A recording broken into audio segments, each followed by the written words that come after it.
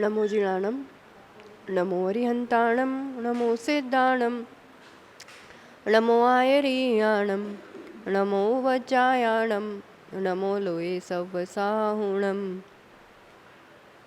गैंद्यचकाये जोगे वेदे कसायणाणेय संजम दंसन लेसा भव्य सम्मत्सन्नियाहारे गुणजीवा पज्जति पाणासन्नाय मग्गणाओ ओय ओ गोव्य कंसो बीसम तू परुवणा बणिया जाणाव्य पच्चाव्य जाई कुल कोड़ी संजुआ सव्वे गणहाती तेण बणिया कमेण 24 ठाणाणी।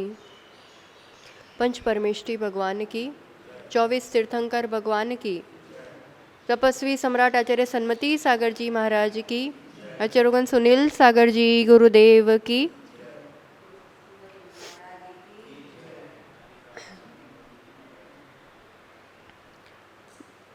त्योहार का सीज़न है और मिठाइयाँ तो ज़रूरत पड़ती है ना।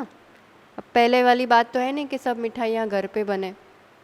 तो एक शेठ जी अपनी गाड़ी में कुछ मिठाइयाँ लेने दुकान पे गए। उन्होंने बोला थोड़े रसगुल्ले पैक कर लो।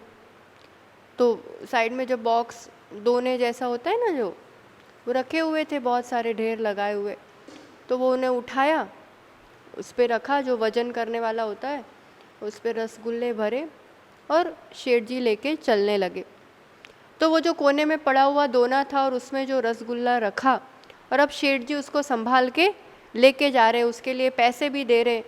तो उस दोने को ऐसा लगा, दोना मतलब समझ में आ रहा, मिठाई का बॉक्स समझ लो जिसमें अपन रखते हैं। तो वो अपने आप को ऐसा समझने लगा कि ओ मेरी तो कितनी कीमत है, मेरे लिए इतने सारे पैसे दिए, इतना बड़ा शेठ मेरे कितना अच्छे से गाड़ी में लेके जा रहा है। फिर गाड़ी में लेके गए, घर पे रखा, मेहमान आए, मेहमानों को उसमें परोसा। अब परोसने के बाद इंसान क्या खाएगा, उसमें से रसगुल्ला ही खाएगा ना। और फिर उस दोने का क्या होगा, क्या करेंगे, यूं निचोड़ के डस्टबिन में। फिर उसका हाल देखने लायक था। तो यही ऐसे है भ्रम, इस टाइप का अपन कहो अहम या वहम जो भी कह लो।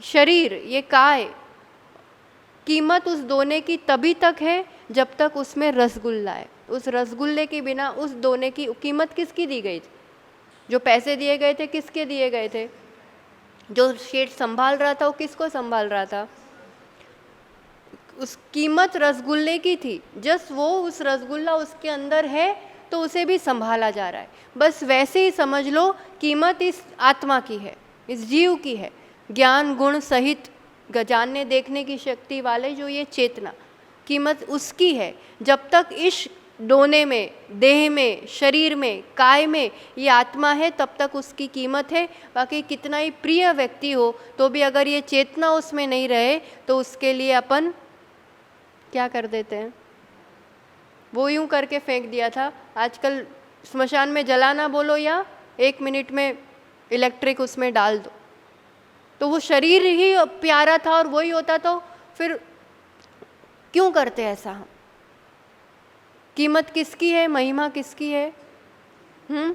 हम इस शरीर से ही अपनी पहचान करते हैं, शरीर को ही अपना मानते हैं, शरीर से ही पूरी सुरक्षा, पूरा ध्यान रखना, सब चीज़ किसके लिए करते हैं अपन, शरीर के लिए। शरीर काय, काय मार्गणा का हम समझ रहे थे कि काय, ये सब इससे समझने से क्या लाभ होता है। 24 स्थान के अंतर्गत ये एक स्थान रखा है काय मार्गणा। काय यानी देह, शरीर या पुद्गल का पिंड। तो जीव या आत्मा उस पुद्गल के पिंड को अपना शरीर बनाती है। पुद्गल है वो अचेतन है, उस अचेतन को कुछ समय के लिए, जितनी आयु है उतने के लिए अपने लिए उसको शरीर बनाती है। काय तब तक वो उस तरस काय या वनस्पति काय वैसा वो जीव कहलाता है। और फिर आयु पूरी होने पर वो पुद्गल, वो काय ऐसा कैसा पड़ा रहता है और फिर आत्मा दूसरा शरीर धारण कर लेती।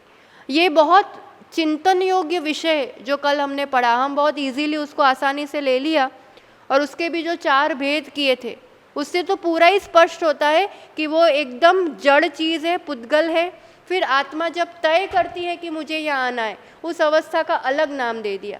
जब तक जीव उसमें रहता है वो अवस्था का नाम अलग दे दिया, फिर वो छोड़ के चला जाता है, उस अवस्था का नाम अलग, और जब वो सिंपल सामान्य पुद्गल रूप में है तब उसका नाम अलग दे दिया। सामान्य रूप से जैसे वनस्पति होगी, अभी तक वो उसमें जीव नहीं आया है तो उसे क्या कहेंगे? सामान्य वनस्पति। ठीक है, जब वो कोई जीव उसमें जन्म लेने वाला है, बस अब तैयारी है, तब क्या कहेंगे उसको? वनस्पति जीव। फिर उसमें जन्म ले लिया, अब अंकुर फूटने लगे तो क्या कहेंगे उसको? वनस्पति कायिक। और पेड़ कट गया, तूफान में गिर गया, जड़ों से अलग हो गया, पेड़ वैसा ही दिख रहा है पर अब चेतना नहीं है उसमें, तो क्या कहेंगे उसको? वनस्पति काय। मतलब जड़ बिल्कुल अलग है, चेतना अलग है। ये सिर्फ एक इस मार्गणा के माध्यम से भी भेद विज्ञान हो सकता है और हम पूरी व्यवस्था समझ सकते। उस काय मार्गणा के भेद कितने बताए? 6 कल पढ़े थे ना। कौन कौन से? पृथ्वी काय, जल काय, अग्नि काय, वायु काय, वनस्पति काय और त्रस काय। 6 भेद। उस 6 में भी 5 तो स्थावर के लिए दे दिए, 1 इंद्र के लिए दे दिए, और बाकी एक ही भेद किया त्रस, उसमें भी 2 से 5 इंद्रिय वाले जीव आ जाते। देखा जाए तो उनके भेद करने चाहिए ना ज़्यादा, क्योंकि हमें लगता है कि वही जीव ज़्यादा है, ये तो कितना सा है, और उसके लिए 5-5 भेद कर दिए। पर जो काय की वैरायटी होती है ना, कितने प्रकार के शरीर और उसको धारण करने वाले जो जीव है, उसकी संख्या बहुत ज़्यादा है। वनस्पति काय की सिर्फ अनंत जीव होते, और आप पूरे त्रस जीव, पूरे 2 से 5 इंद्रिय तक वाले पूरे त्रस जीव भी मिला दो ना, तो वो असंख्यात ही होंगे, बहुत ज़्यादा नहीं होते। मनुष्य तो संख्यात ही होते। तो ये सबसे ज़्यादा इस तरह के शरीर धारण करने वाले जीव होते हैं, इसलिए उसके इस तरह से भेद कर दिए। कपड़ों की वैरायटी तो क्या होगी मार्केट में, उससे ज़्यादा वैरायटी शरीर काय की पाई जाती है पूरे संसार इस मार्केट में। और जो जिसके पास जितना पैसा होता है, आप मार्केट में अभी तो रक्षाबंधन आ रहा, तो कितने लोग जाएंगे ना, अब हर तरह की हर रेंज के सामान सेल लगा होगा। अब आपको वो पसंद भी आ जाए, नहीं नहीं ये तो बहुत अच्छा है पर 50,000 का है, लाख का है, कौन ले पाएगा उसको? जिसके पास उतने होंगे तो। बाकी जिसके पास जितना होगा वो उसी वैरायटी का अपने पसंद का खरीद पाएगा ना। संसार में भी ऐसा ही होता है, जिसके पास कर्म की, पुण्य की जितनी पूंजी होती है उसके हिस्से में, उस हिसाब से संसार में तो बहुत सारी वैरायटी है, पर उसके कर्म अनुरूप उसको उस वैरायटी का शरीर, उस वैरायटी का काय मिलता है। तो ये काय की अपनी बहुत सारी वैरायटीज़ है। काय, शरीर, देह। देह क्या है? पुद्गल का पिंड। काय क्या है? पुद्गल का पिंड। तो इतनी सारी वैरायटीज़ में पृथ्वी की भी बहुत सारी वैरायटी है, जितनी तरह की मिट्टी है, जितने मणियाँ, हीरा, सोना, चांदी, सब। वनस्पति काय, आप एक एक फूल, एक एक पेड़ अपन को ही देखने में आता है कि कितनी सारी वैरायटी है उसकी, कितने तरह के बीज, कितने तरह के फल, कितने तरह के धान्य। और वो जो अनंत कायिक होती है, अभी जो बारिश के मौसम में आप लोग कहिए ना लील वड़ी जाए, क्या बोलते हैं आप लोग? काय, उसको ही काय ही कहते हैं। काय लग गई। अनंत काय जीव होते हैं, भूल से भी उन चीज़ों पे पैर नहीं रखना। घास है, अनंत काय है। अनंत कायिक मतलब उसमें बहुत सारे जीव। अब ये जो वनस्पति होती है उसमें 2 प्रकार होते हैं, एक प्रत्येक वनस्पति, दूसरी साधारण। प्रत्येक वनस्पति मतलब, प्रत्येक वनस्पति એટલે अभी सुन लो पहले फिर लिखना। प्रत्येक वनस्पति मतलब वनस्पति ये जो हमें समझ में आता है, आम का पेड़, नीम का पेड़ है ना, गुलाब का पेड़, सब पौधा, वो समझ में आता है। वो मतलब उस पूरे, जैसे अपन है, ये पूरा शरीर अपना ये काय है, इस काय का मालिक कितने आत्मा मालिक है? एक ही जीव है ना, इस शरीर का एक जीव मालिक है। हाँ, एक ही जीव उस शरीर का, प्रत्येक एक ही स्वामी। उस जो वो जो काय है, वो जो शरीर है, उसका एक ही स्वामी होगा। जो आम का पूरा पेड़ दिख रहा है, एक एक आम में अलग अलग आत्माएं नहीं होती है, एक एक पत्ते में अलग अलग आत्मा नहीं होती है। वो पूरे पेड़ में जड़ से ऊपर तक, जैसे ये पाँव से सिर तक आत्मा तो एक ही है ना, ऐसे उस पूरे पेड़ में एक ही आत्मा है, वो प्रत्येक वनस्पति। अब कोई पुद्गल का पिंड, कोई शरीर, कोई ऐसा भी हिस्सा हो सकता है जिसमें शरीर उतना ही है पर उसमें रहने वाली बहुत सारी आत्माएं, बहुत सारे जीव हैं। जैसे ये एक रूम है, ठीक है, एक रूम में एक व्यक्ति भी रह सकता है और इस रूम में 50 व्यक्ति भी रह सकते हैं। तो रूम, शरीर, काय कितना हो गया? एक। और इस रूम के मालिक कितने हो गए? जितने रहने वाले 50 लोग हैं वो। समझ में आ रहा है? तो ऐसे कोई कोई शरीर होते हैं जिसमें एक ही मालिक है, एक ही जीव है। वो प्रत्येक वनस्पति, ये सब जो पेड़ हमें दिखते हैं उसमें एक एक मालिक होता है। बाकी साधारण वनस्पति, साधारण जीवन, कॉमन, साधारण मतलब क्या है ना, कॉमन, तो शरीर कॉमन होता है, शरीर एक ही होता है और उसमें रहने वाले जीव अनंत होते हैं।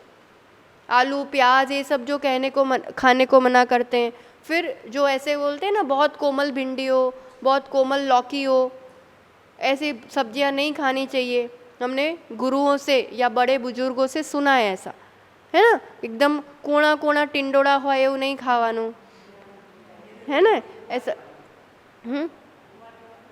हाँ, वो पक गया है, जो पक गया है, परिपक्व हो गया है, जिसका बीज, जिसकी धाराएं पड़ गई है, वो ले सकते हैं। तो ऐसा क्यों कहते हैं? क्योंकि वो पेड़ तो एक है, प्रत्येक वनस्पति, पर जब तक उसकी पत्तियाँ, उसके फल वो परिपक्व नहीं हो जाते हैं, तब तक क्या होता है कि वो एक पत्ती है, वो आधार जो स्कंद है या जो वो फल है, उसके आधार से, मतलब उतने पार्ट को बहुत सारे जीवों ने शरीर बना लिया। वो एक पूरी एक आत्मा, तो वो पूरा पेड़ तो है ही, पर उस पत्ती वाली जगह को आधार बना के उतने पार्ट में अनंत जीव रह रहे। तो वो जो उसको अपन सप्रतिष्ठित जो कहते हैं, प्रतिष्ठित, उसमें बहुत सारे जीव उसमें जन्म, मतलब उसको अपना शरीर बना सकते हैं।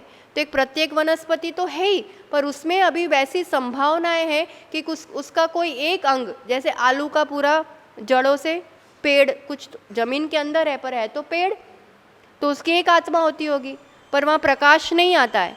तो आलू के आधार से अनंत जीव रहते हैं, तो वो आलू के एक एक हिस्से को अपना शरीर बना देते हैं, तो वो साधारण वनस्पति हो गई। साधारण वनस्पति ऐसे अलग से कहीं नहीं पाई जाती है। निगोदिया जीव वैसे ठसाठस भरे हुए हैं, जो सूक्ष्म रूप से, बादर रूप से, वो अलग बात है। पर जो सप्रतिष्ठित वनस्पति में होते हैं, तो वो प्रत्येक वनस्पति तो है ही, एक आत्मा उस पूरे पेड़ का मालिक है, पर उसमें कुछ कुछ हिस्से जो अभी परिपक्व नहीं हुए हैं, उसमें भी उतने ही हिस्से को वो अनंत आत्माएं अपना शरीर बनाती है, तो वो उसमें एक साथ रहती है। जैसे ये पूरा बिल्डिंग हो गया, उसका मालिक एक है, ऐसा समझ लो, ठीक है ना। ये पूरे कैंपस का, ये पूरे इंडोर स्टेडियम का स्वामी, मालिक एक, पर उसमें अलग अलग कुछ कमरों में अलग से कि भाई इतना कमरा तो इसी का है और इतना कमरा इसी का है, ऐसा हो सकता है कि नहीं हो सकता है? ऐसे तो इस रूप से वनस्पति कायिक में ऐसे दोनों टाइप्स के रूप में पाया जाता है। बाकी पृथ्वी कायिक, अग्नि कायिक, वायु कायिक, जल कायिक, इनमें वैसा नहीं होता है। उसमें अपने अपने शरीर की अवगाहना, साइज के हिसाब से वो शरीर को धारण करते और उनका अपना अलग से स्वामित्व होता है। पर एक बूंद है तो एक बूंद में एक आत्मा होती होगी। एक दीपक है तो एक दीपक जो है, जैसे एक लौ है ना दीपक की, उसमें एक आत्मा होती होगी, एक बूंद में एक आत्मा होती होगी। ये जो हवा श्वास ले रहे तो एक बार में एक आत्मा की कैसे होता होगा? उसकी साइज बहुत कम होती है। तो एक ही लौ में असंख्यात अग्निकायिक जीव है, एक बूंद में पर बहुत सारे जलकायिक जीव है। ऐसा नहीं है कि एक बूंद मतलब एक आत्मा, फिर एक बूंद मतलब एक जलकायिक आत्मा और वो उतनी बूंद उसका शरीर है, ऐसा नहीं होता है। ये बहुत छोटी छोटी अवगाहना वाले जीव होते हैं। तो जल का समूह दिख रहा है तो वो बहुत सारे जलकायिक जीव हैं। जैसे पेड़ में तो फिर भी समझ जाते हो कि ये एक पेड़ है, जल में, अग्नि में, उन सब में आप नहीं समझ सकते हो। पेड़ है, पहाड़ है तो पूरा पहाड़ एक ही आत्मा है, ऐसा नहीं होता है। कुछ कुछ हिस्सा उसका वो अपना शरीर बनाता है और उतने हिस्से का फिर वो एक ही मालिक होता है। अब इतना सा पत्थर का मान लो पहाड़ का हिस्सा है, उसमें एक आत्मा भी है, दूसरी आत्मा भी है, ऐसा नहीं होता है। समझ में आ रहा है? तो इस रूप से समझने की बात इतनी है कि अचेतन जड़ पुद्गल संसार में बहुत सारा उपलब्ध है, और उसमें कुछ जो मिट्टी रूप पृथ्वी रूप है, कुछ जो अग्नि रूप है, कुछ वायु जल रूप है, और कुछ ऐसे वनस्पति रूप है। उसको अपने अपने कर्म अनुसार अनेक आत्माएं समय समय पर अपने कर्म अनुसार उस शरीर को कुछ समय के लिए धारण करते हैं। बाकी पुद्गल तो हमेशा से उपलब्ध है, उपलब्ध रहता है। बाकी वो कभी कभी शरीर बनता है, तब वो वनस्पति कायिक अग्नि कायिक ऐसा कहता है। बाकी सामान्य से अग्नि, सामान्य से पृथ्वी, सामान्य से वायु वैसे भी होता है। जितना पानी दिख रहा है, जितनी वायु दिख रही है, जितनी ज़मीन दिख रही है, वो सब कायिक ही हो ऐसा ज़रूरी नहीं है। इसलिए 4 प्रकार से अपन ने उसको समझा था। सामान्य वनस्पति, सामान्य, अभी उसमें वो वनस्पति कायिक नहीं है, उसमें क्या क्या आ सकता है?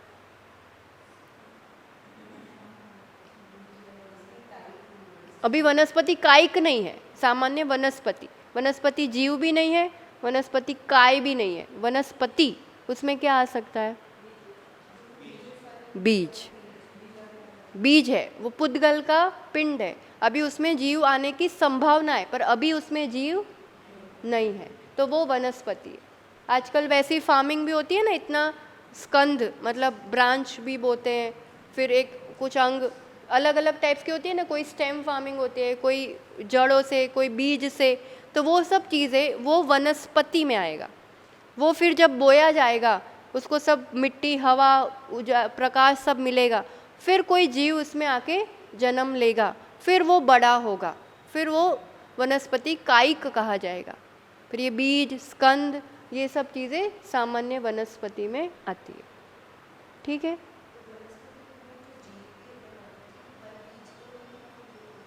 कोई बात नहीं। तो उसमें तो वो है तो पुद्गल ही ना, कोई आके जन्म लेगा तो वो मतलब अंकुरित होगा। हो सकता है किसी बीज में कोई आके जन्म ही ना ले, हो सकता है जन्म लेके तुरंत ही मर जाए, तो खत्म हो जाएगा।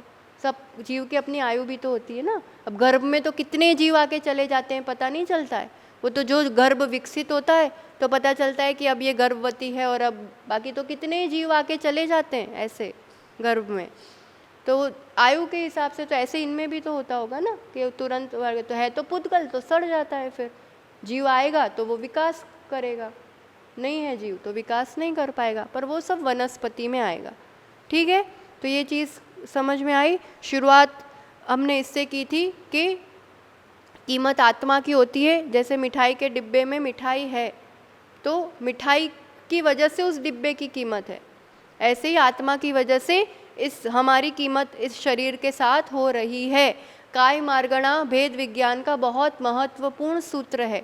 काय की बहुत सारी वैरायटी है दुनिया में, संसार में। जैसे मार्केट में कपड़ों की वैरायटी है, हमारे पास जितने पैसे होते हैं उस हिसाब से हम वैसा कपड़ा खरीदते हैं। ऐसे ही हमारी सत्ता में जैसा कर्म होता है उस अनुरूप हम उस तरह का शरीर, कपड़ा ही तो है।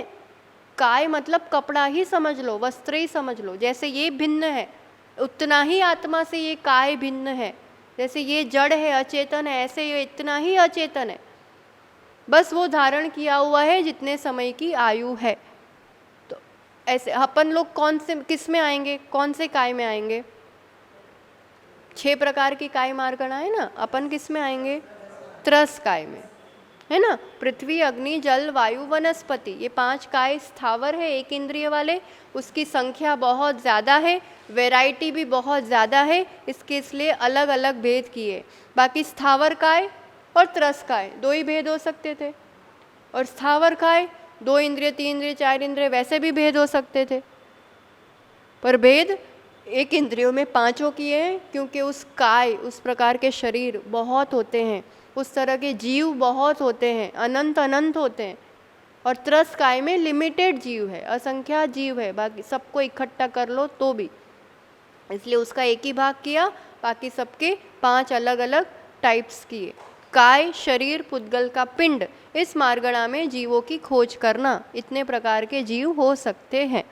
ठीक है, फिर आगे आएगी योग मार्गणा। कौन सी मार्गणा आएगी? योग।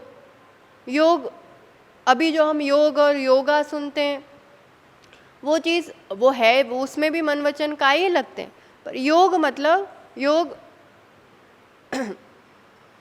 यहाँ भी पुद्गल का ही संबंध आएगा, मन वचन काय, ठीक है। इन तीनों के माध्यम से जो प्रतिक्रियाएं होती है ना, मन भी कुछ ना कुछ तो करेगा, वचन भी कुछ ना कुछ करेगा, शरीर भी कुछ ना कुछ करेगा। तो ये तीन की जो प्रतिक्रियाएं होती है, और ये तीनों संबंधित किससे है? आत्मा से। आत्मा के बिना उसको मन भी नहीं कहा जाएगा, वचन की कोई मतलब नहीं है, और काया का तो कोई अस्तित्व, पुद्गल कहा जाएगा, शरीर नहीं कहा जाएगा। तो मन वचन काय जिस आत्मा से जुड़े हुए हैं, जिस आत्मा ने धारण किए हुए हैं, तो मन वचन काय की जो भी क्रिया होती है उससे आत्म प्रदेशों में हलन चलन होता है, परिस्पंदन होता है।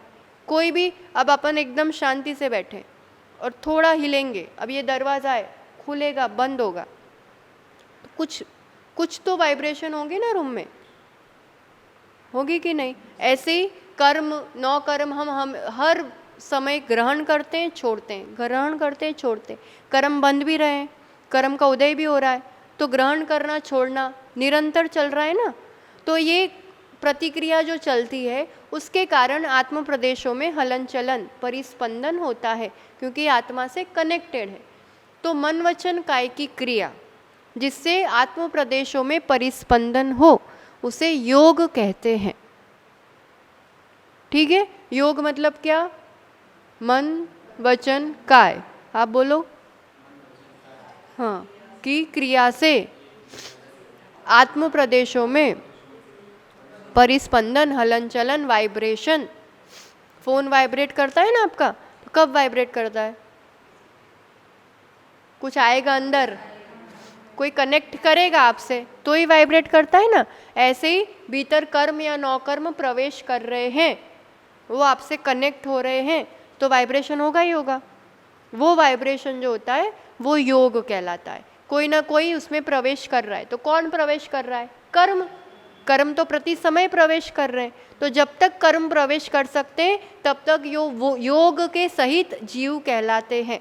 अयोगी सिद्ध, अब उनको योग नहीं है तो कर्म बनते नहीं है। जब तक कर्मों की एंट्री है, जब तक वो कर्म आपसे कनेक्ट होते हैं, तब तक आत्मा में वाइब्रेशन होता है, इसे ही योग कहते हैं, ठीक है।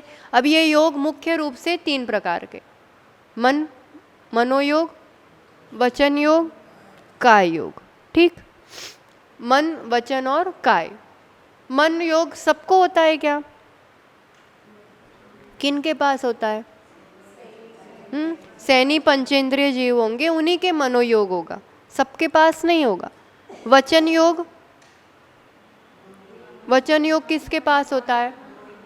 हाँ, 2 इंद्रिय से, जहाँ से रसना इंद्रिय है। बोलते किससे हैं अपन? जीभ होगी तो ही बोलेंगे ना, तो रसना इंद्रिय है, वहाँ से वचन योग है। पेड़ पौधों के पास वचन योग नहीं है। और काय योग किनके पास है? सबके पास।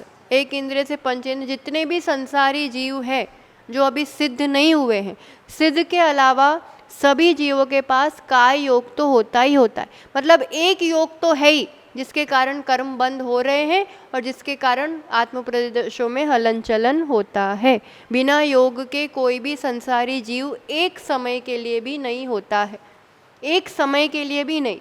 मर भी जाएंगे ना, ये शरीर छूट जाएगा, तो भी कोई एक प्रकार का योग तो रहेगा ही रहेगा। हम अभी भेद देखेंगे तो समझ में आएगा, पर अभी तक का ऐसा एक भी समय नहीं बीता हो कि जब योग ना हो। मतलब एक भी समय ऐसा नहीं बीता है जब कर्म ना बांधे हो। कर्म आते हैं तो हिलाते हैं, फिर बंधते हैं, ऐसा समझ लो। नॉक करके आते हैं, अपन समझ नहीं पाते हैं, वाइब्रेशन देते हैं वो। तो कर्म बंद, ऐसा एक भी समय है जब कर्म नहीं बंध रहा है। सोते हो तो ना बंधता हो, या मंदिर में हो तो ना बंधता हो, या मर जाने के बाद दूसरा जन्म ना हो तब तक ना बंधता हो। ऐसा कोई समय है कोई समय? विग्रह गति में भी कर्म बंध तो होता ही है, और कर्माण काय योग भी होता ही है। एक भी समय नहीं है जहाँ कर्म बंद नहीं हो रहा है, और एक भी समय ऐसा नहीं है जहाँ कर्म का उदय नहीं है। तो लेना भी चल रहा है, जड़ना भी चल रहा है। इसलिए आत्म प्रदेशों में परिस्पंदन हर पल होता है, इसलिए योग हर समय होता है। पहले इतनी बात समझ में आई। योग कब कब होता है? जब सुबह करने बैठते हैं तब होता है, ऐसा नहीं। योग कब होता है? हर समय, संसार अवस्था में प्रतिपल योग होता है। 3 में से कोई एक योग होगा ही होगा। अब जिनके पास सिर्फ शरीर है, बोलने की शक्ति है ही नहीं, सोचने की शक्ति है ही नहीं, यानी मन और वचन नहीं है, तो उनके पास सिर्फ काय योग होगा।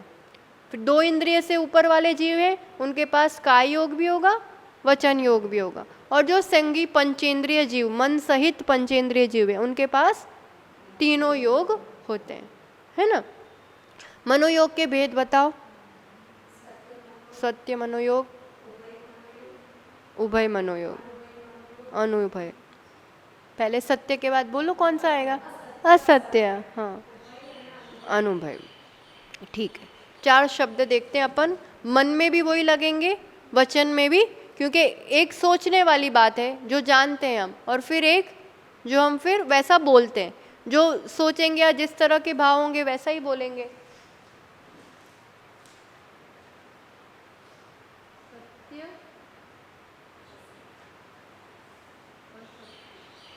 अब उभय मतलब, उभय का मतलब क्या होता है? उभय शब्द मतलब नहीं, कंबाइन। उभय मतलब दोनों, दोनों मतलब सत्य भी है असत्य भी है, उसे उभय कहेंगे।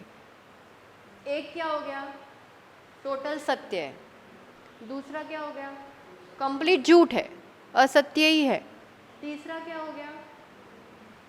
सत्य भी है असत्य भी है, दोनों का कॉम्बिनेशन, इसलिए इसे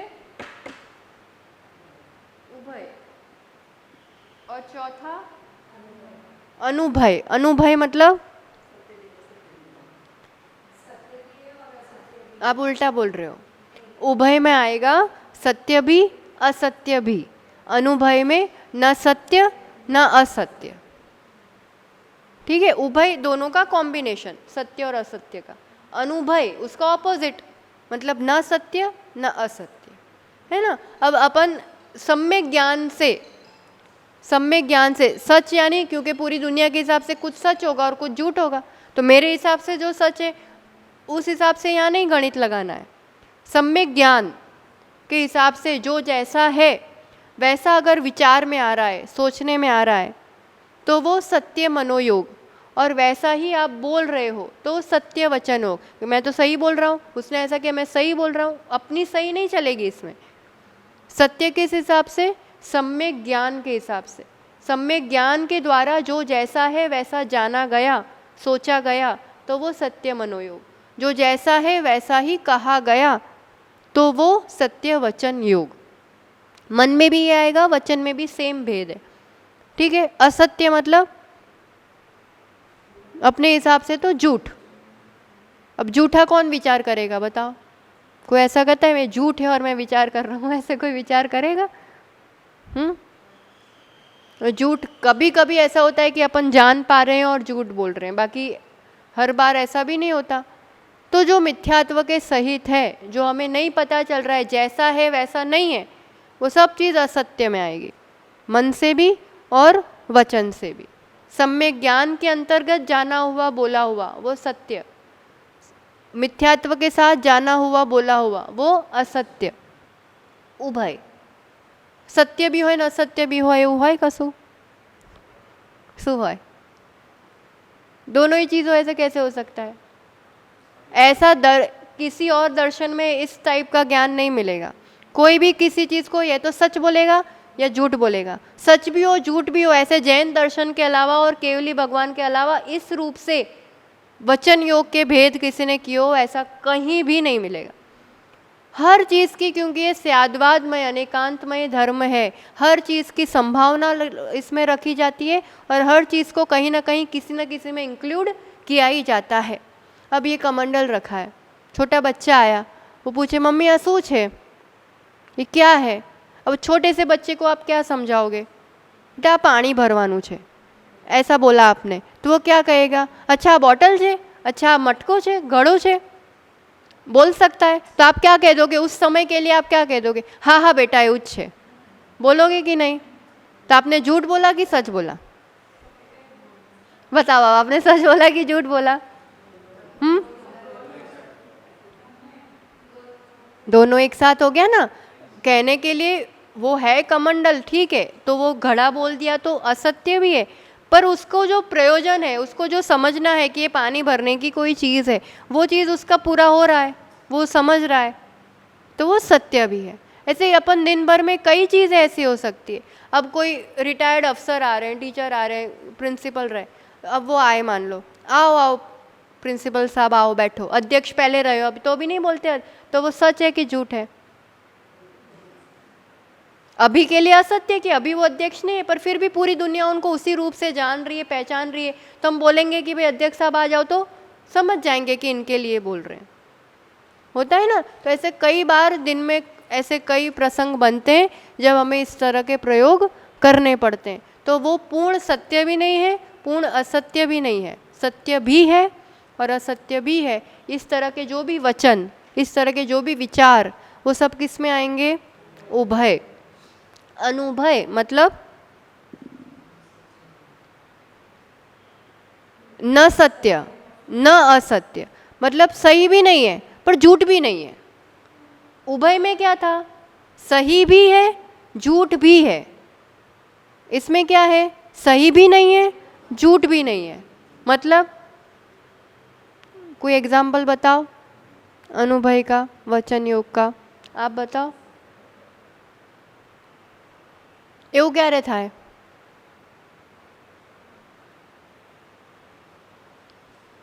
अब मैं आपसे कहूँ बाहर वो खड़े ना, उनको बुला के लाओ, मैंने इतना कहा। अब आप बाहर गए, 10 जने खड़े हैं, किसको बुला के लाऊं? अब आपने किसी को कह दिया आप आओ, तो अब आप इस समय न सत्य है न असत्य है। अब इशारों को, जो इशारे से बातें होती है, जो इस तरह से जिसमें निर्णय नहीं है, कोई भी बात है जिसमें कोई सही पक्का निर्णय नहीं कर पाए, जिसको वो या बोल के की हो या इशारे से, आप कहोगे अब वहाँ 4 खड़े, मैं कहूँगी, अब वो चारों कहेंगे किसको बुला रहे हैं? हमें भी हो जाएगा, इनको भी हो जाएगा, किसको बुला रहे हैं? जिसमें आप निर्णय नहीं कर पाते, उस तरह के वचन का प्रयोग हो या इशारों का, चपटी बजाई, ऐसे करके बुलाया, उनको बुलाओ बुलाओ, उनको में कौन आएगा? नाम से नहीं बोला है, समझ में आ रहा है? इस तरह की चीज़ें, तो जिसमें सच भी नहीं है झूठ भी नहीं है, जिसमें आप पूरा निर्णय नहीं कर पा रहे। अब ये पशु पक्षी, कुत्ते भौंकते हैं, पक्षी बोलती है, वो अपने हिसाब से कुछ सही बोल रही कि झूठ बोल रही? पक्षी कुछ सुबह सुबह जो बोलती है सही बोल रही कि झूठ बोल रही? हमें नहीं पता है, हम उसे नहीं पकड़ पा रहे। तो उनकी जो भाषा है वो वचन योग तो है कि नहीं है? कुछ तो बोल रहे हैं ना वो, पर हम, हमारे लिए वो क्या हो जाएगा, उनके लिए क्या हो जाएगा? अनुभय वचन योग। न वो स्पष्ट कर पा रहे, न हम स्पष्ट समझ पा रहे हैं। तो जो अक्षरात्मक चीज़ें होती हैं वो सत्य असत्य उभय में आती है। जो जितने भी अनक्षरात्मक, मतलब अक्षर से नहीं है, आवाज़ें हैं, जो जितनी भी ओए ए, अपन इस टाइप की जो आवाज़ करते हैं, पशु पक्षी, 2 इंद्रिय से लेके संगी पंचेंद्रिय जितने भी पशु हैं, उनकी जो भी भाषा है वो सब अनुभय वचन योग में आता है। उनका सिर्फ एक ही भेद बनता है, अनुभय वचन योग, क्योंकि उसमें ना हम सच समझ पाते ना झूठ समझ पाते, अपन उसको नहीं एक्सप्रेस कर सकते, एक्सप्लेन कर सकते। समझ में आया? मनुष्यों की वाणी सत्य असत्य उभय अनुभय चारों में आएगी। पशुओं की जितनी भी भाषा है 2 इंद्रिय से, कीड़े मकोड़ों की, पशु पक्षी की, किस में आएगी? अनुभय में। केवली भगवान की वाणी भी किस में आती है? सत्य और अनुभय दोनों आता है। झूठ तो वो बोलेंगे नहीं, असत्य हो नहीं सकता, असत्य नहीं हो सकता तो उभय भी नहीं आएगा, क्योंकि उसमें असत्य का कोई अंश भी नहीं होता है। तो सत्य तो होगा ही होगा। और फिर अनुभय क्यों आता है? क्योंकि उनकी वाणी ओमकारमय है, अक्षरात्मक वाणी नहीं होती है। वो तो गंधर्व फिर उसको झेलते हैं और फिर वो सबके लिए उनकी उनकी भाषा में सबको समझ में आता है, पर मूल जो भाषा, जो मूल उनकी वाणी है वो अक्षरात्मक नहीं है, इसलिए वो अनुभय वचन योग में भी आता है। केवली भगवान की तीर्थंकर की वाणी दोनों तरह की होती, और हम सबकी चारों प्रकार से होती है। एक बार रिपीट करो भेद। मनोयोग के 4 भेद, वचन योग के भी 4 भेद। मन की क्रिया के कारण, मन जो काम कर रहा है उसके कारण जो आत्म प्रदेशों में हलन चलन होता है वो मनोयोग। हम जो बोल रहे हैं, वचन का प्रयोग कर रहे हैं, उसके कारण जो हलन चलन हो रहा है वो वचन योग। उसके दोनों के 4-4 भेद हैं। कौन कौन से? सत्य बोलो, सत्य मनोयोग, असत्य मनोयोग, उभय मनोयोग, अनुभय मनोयोग। और वचन के ऐसे बोलो, सत्य वचन योग, असत्य वचन योग। बस एक उदाहरण दो, फिर आज बात विराम देंगे, फिर आगे बाद में पढ़ेंगे। बताओ, एक उदाहरण दे दो वचन योग में, सत्य असत्य उभय अनुभय। कोई भी एक उदाहरण दो। सत्य में दो कोई उदाहरण।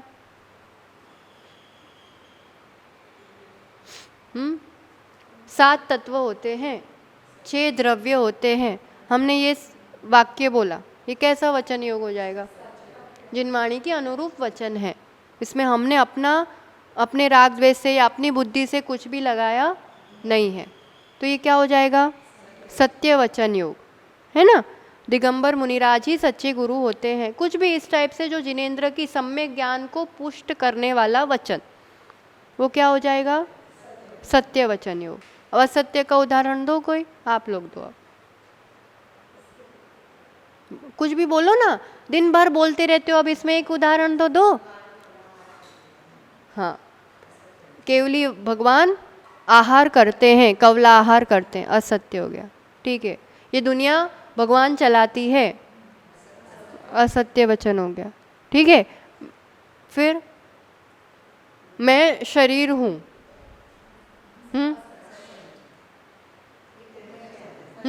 उभय में आ जाएगा, उभय में आएगा। व्यवहार में कहने को, खैर मैं शरीर तो नहीं हूँ एक तरीके से, पर फिर भी जो कर्म है या ये दे, तो एक अपेक्षा से कि कर्म या व्यवहार की अपेक्षा से मूर्तिकपना जो है ये मैं हूँ, और रियल में, निश्चय में, वास्तव में मैं एक चेतना, एक आत्मा। तो इस तरह के जिसमें सापेक्ष हो सकता है, जिसमें अनेक संभावनाएं हो सकती है, जिसमें दोनों तरह से बात हो सकती है, जिसमें समझाने के लिए कुछ को कुछ कहा जाता है और फिर समझाया जाता है, इस तरह की वाणी किस में आ जाएगी? उभय वचन योग में। और अनुभय में, हाँ, जैसे उदाहरण दो। ओ, ठीक है, ओ करके बुलाया, ए करके बुलाया, कुछ भी इशारा किया। इशारा भले शरीर से होगा, पर हम कुछ कहना चाह रहे हैं और हम नहीं कह रहे, वो हम कहने के लिए शरीर का उपयोग कर रहे हैं, इसलिए वो आएगा वचन योग के अंतर्गत ही आएगा, भले उपयोग अपन शरीर का कर रहे हैं। मौन में कई बार किसी रूप से अपन इशारा करते हैं, तो वो व्यक्त करने की शैली है ना, इसलिए वो अनुभय वचन योग में आएगा। तो पहले विचारों में आता है, फिर वाणी में आता है। तो इस पे चिंतन करना, हम किस तरह के वचन मनोयोगों का प्रयोग करते हैं, और भावना यही रखना कि एक दिन हम भी इन योगों से पार होके अयोगी अवस्था को प्राप्त हो। कितने ही अच्छे वचन प्राप्त हो जाए, कितना ही अच्छा मन और शरीर प्राप्त हो जाए, हर एक की एक सीमा होती है, और वास्तविक अवस्था इन सब से परे उस अयोगी अवस्था को प्राप्त करने में ही है। तो पहले इनको समझेंगे तो कभी अयोगी अवस्था को भी हम समझ पाएंगे, तो आगे इस योग मार्गणा को और समझेंगे। आज के लिए कुछ पूछना हो तो पूछ सकते हैं, बाकी विराम देते। आज काय मार्गणा भी थोड़ा समझा और योग में भी आधा समझा है। कुछ पूछना हो तो बताओ।